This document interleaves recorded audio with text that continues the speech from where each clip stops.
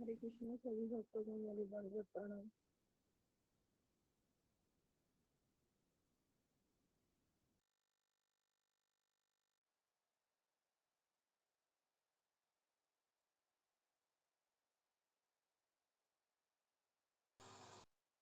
हरे कृष्णा सभी भक्तों को दंडवत प्रणाम। दंडवत प्रणाम प्रभु जी।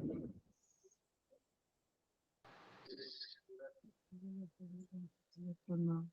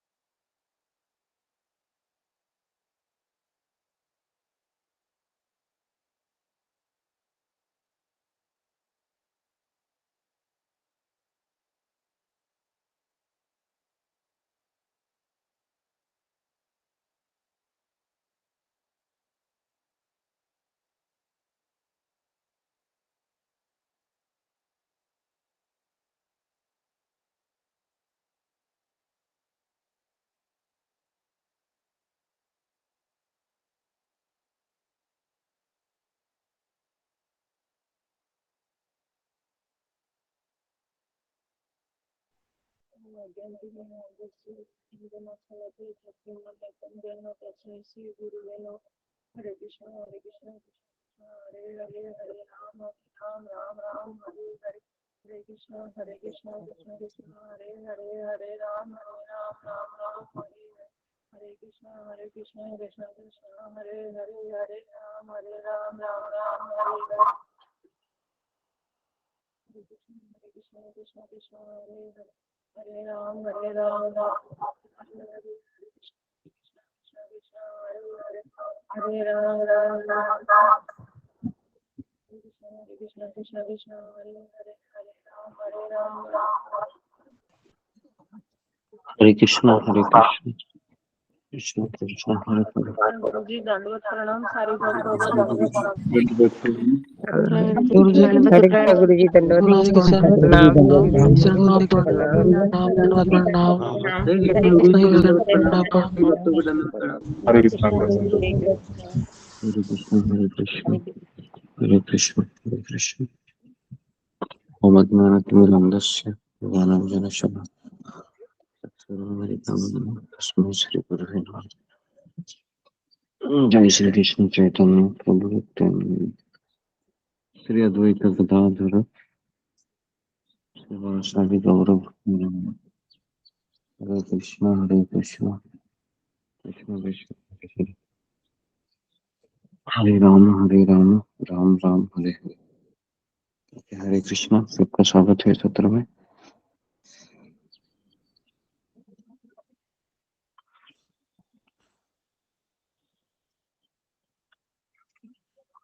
तो पिछले कई दिनों से हम चर्चा कर रहे हैं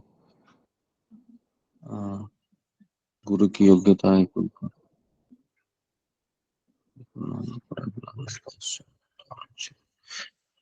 कल हमने देखा था, एक स्टोरी देखी थी कल हमने कि शिष्य वत्सलता।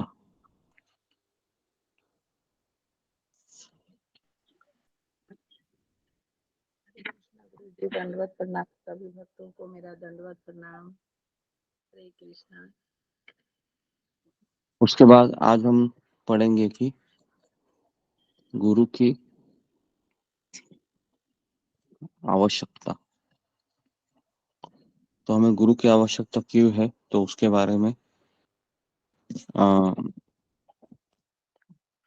मंगल आरती में बताया गया है। गुरुवाष्टकम में संसारिक जीवन रूपी जंगल में लगी आग को शांत करने के लिए गुरु की आवश्यकता लगती है।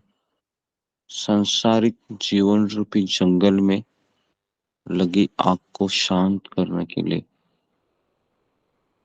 और बताया जाता है कि जो कृपा की आवश्यकता लगती है वह घना घनात्वम का अर्थ है कि मेघों की वर्षा की आवश्यकता पड़ती है। मेघों की वर्षा मतलब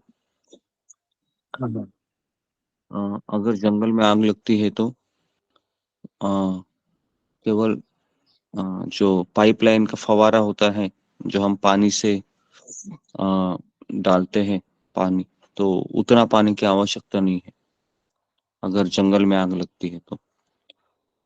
आपको पता होगा कि अगर कहीं पर आग लगती है तो फायर ब्रिगेड के पास बड़े बड़े वो ये रहते पाइप रहते हैं, जिससे वह आग बुझाने का कार्य करते हैं। लेकिन ये आग तो जंगल में लगी है, तो फायर ब्रिगेड से भी काम नहीं होगा। इसके लिए क्या होगा कि आकाश से मेघों की बरसात करनी पड़ेगी, तब जाके ये आग बुझेगी। तो इसलिए जो गुरु होते हैं वह विशाल जो मेघ होते हैं, तो उनकी कृपा का जो तुलना है उनसे किया गया है। ये भौतिक संसार और भौतिक जीवन दुखों से भरा पड़ा है। हम सबको ये पता है, हम अनुभव भी करते हैं कि ये भौतिक संसार दुखों से भरा पड़ा है। संसार का अर्थ है जन्म, मृत्यु, बुढ़ापा, बीमारी। यही हमारा सबसे बड़ा दुख है। जिस प्रकार करोड़ों एकड़ का जंगल, जो सुंदर पंछी, सुंदर पशु, पेड़ पौधे आदि से शोभायमान होता है,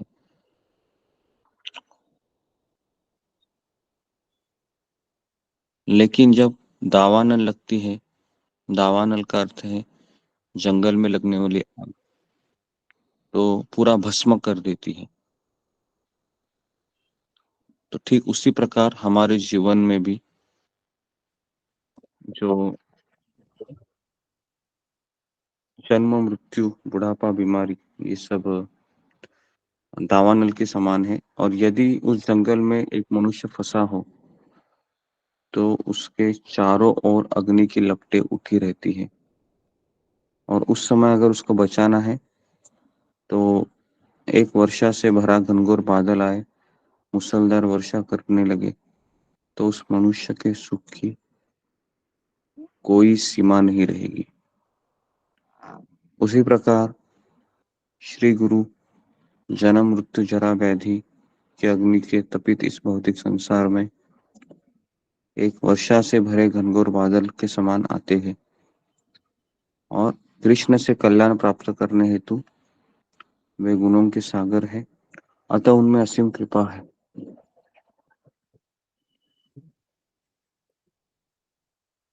उसके बाद कहा जाता है कि या हार प्रसादे भाई, ये भव तरिया जाए, कृष्ण प्राप्ति होय जहाँ ते। प्रसाद का अर्थ है कृपा। तो गुरु की कृपा से जीव भौतिक क्लेशों के महासागर को पार कर सकता है तथा कृष्ण की कृपा को प्राप्त कर सकता है। तो गुरु की आवश्यकता के विषय में श्रील प्रभुपाद उदाहरण देते हैं कि भौतिक क्लेश रूपी कुएं में जीव गिरा हुआ है, और उस कुएं को मुंडेर पर बैठे गुरु अपनी कृपा स्वरूप रस्सी को कुएं में गिरा रहे हैं, ताकि जीव उसे पकड़कर बाहर निकल सके। तो इसलिए हमें गुरु की आवश्यकता है।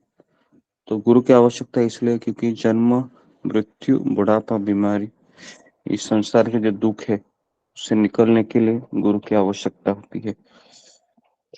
उसके बाद कहा जाता है कि तद्विज्ञानार्थ स गुरुम एवं अभिगच्छेद, समित पानी श्रोत्रियम ब्रह्मनिष्ठम। तो गुरु के पास जाते समय उसे अपने हाथ में यज्ञ के लिए समिथा लेकर जाना चाहिए, लकड़ियां। ऐसे आध्यात्मिक गुरु का लक्षण है कि वह वैदिक निष्कर्ष समझने में अत्यंत निपुण हो। ये हमने देखा था गुरु की आवश्यकताओं में। उसके बाद कहते हैं कि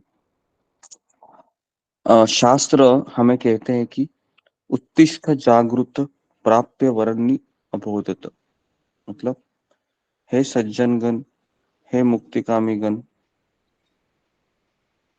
आप क्या करें, उठ जाइए अज्ञान की निद्रा से, जागो और प्रामाणिक गुरु के पास जाकर भगवत तत्व जानने का प्रयास करो। आलस्य का त्याग करो, दृढ़ भाव से भक्ति करो। इसके लिए चैतन्य महाप्रभु क्या कहते हैं, जीव जागो, जीव जागो, गौरा चंद्र बोले। गौरा चंद्र मतलब चैतन्य महाप्रभु कह रहे हैं, जीव जागो मतलब जग जाओ भी, कितने देर तुम सोए रहोगे माया की गोद में, अब तो जाग जाओ। लेकिन सोना ही सब पसंद करते हैं। कोई जगाने के लिए भी आता है तो कहते हैं कि नहीं नहीं नहीं नहीं, मुझे सोना ही अच्छा लगता है। तो इसके लिए इस संसार में अगर आप देखोगे तो सबको ना सोते हुए रहना अच्छा लगता है, कि ये सब मुझे मत बताओ, है ना, ये तुम अपने पास से रखो, ये सब बूढ़ा होने के बाद हम करेंगे। बहुत लोगों का यही अभिप्राय होता है। तो उत्तिष्ठ जागृत, शास्त्र कहते उठ जाओ अभी।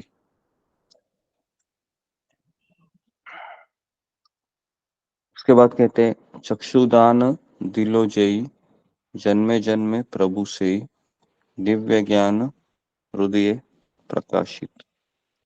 अर्थात वे मेरी बंद आंखों को खोलते हैं तथा मेरे हृदय में दिव्य ज्ञान भरते हैं। जन्म जन्मांतर से वो मेरे प्रभु है। श्री गुरु मेरे अज्ञान से बंद आंखों को दिव्य ज्ञान रूपी अंजन से खोलते हैं, इसलिए वे सदैव मेरे स्वामी हैं और मुझे उनकी आवश्यकता है। इस तरह से गुरु की आवश्यकता बात के बारे में बताया गया है। पहला है कि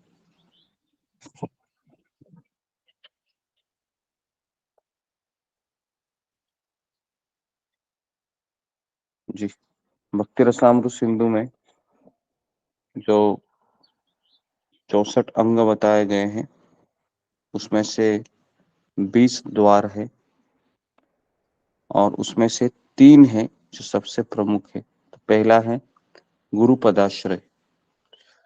गुरु पदाश्रय में लिखते हैं कि जो व्यक्ति गंभीरता पूर्वक वास्तविक सुख की इच्छा रखता है उसे प्रामाणिक गुरु की खोज करनी चाहिए। प्रामाणिक गुरु की योग्यता यह होती है कि वह विचार विमर्श द्वारा शास्त्रों के निष्कर्षों से अवगत हो चुके होते। गुरु पदाश्रय में 2 कारण बताए हैं।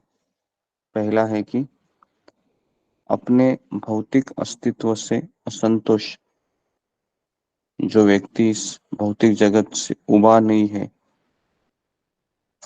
और उस भौतिक जगत की वस्तुओं में सुख की खोज में है और इस प्रकार अंधकारमय जगत में ही पड़ा रहना चाहता है जीव, तो ऐसे लोग यदि गुरु स्वीकारते भी हैं तो गुरु के शरणागत नहीं होते हैं। वे दूसरों की देखा देखी गुरु को एक फैशन के रूप में लेते हैं। तो हम देखते हैं कि बाहर के जगत में कई लोग हैं वह गुरु इसलिए लेते हैं कि कई दूसरों ने गुरु किया है तो मुझे भी करना चाहिए, लेकिन गुरु के प्रति शरणागत का भाव नहीं होता है। जैसा कि कुंती महारानी कहती है कि हे भगवान, आप अकिंचन गोचर है। अकिंचन का अर्थ है जिसका कोई नहीं है।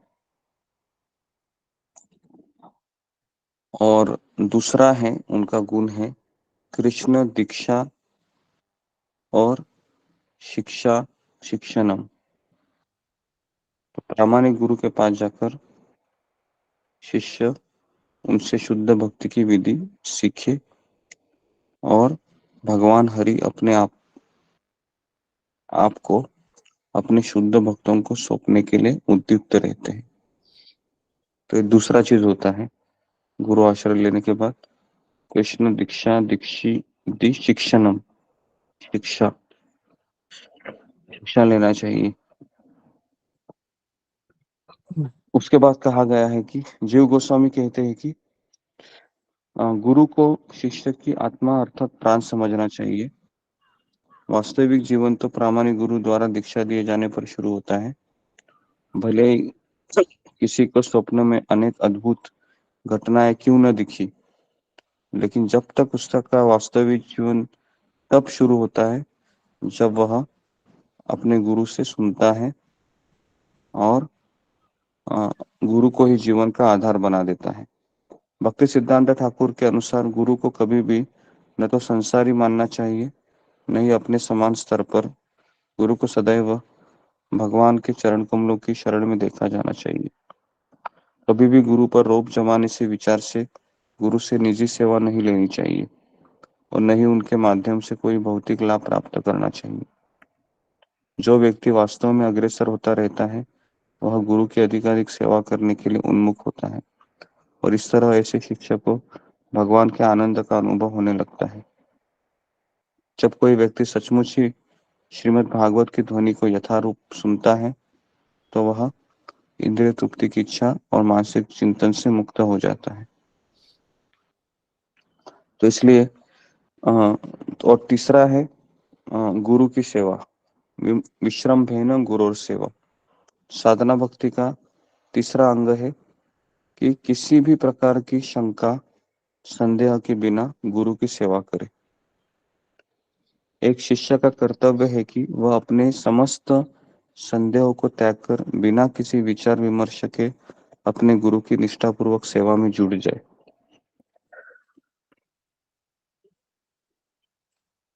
तो यहाँ पर सेवा का महत्व बताया गया है।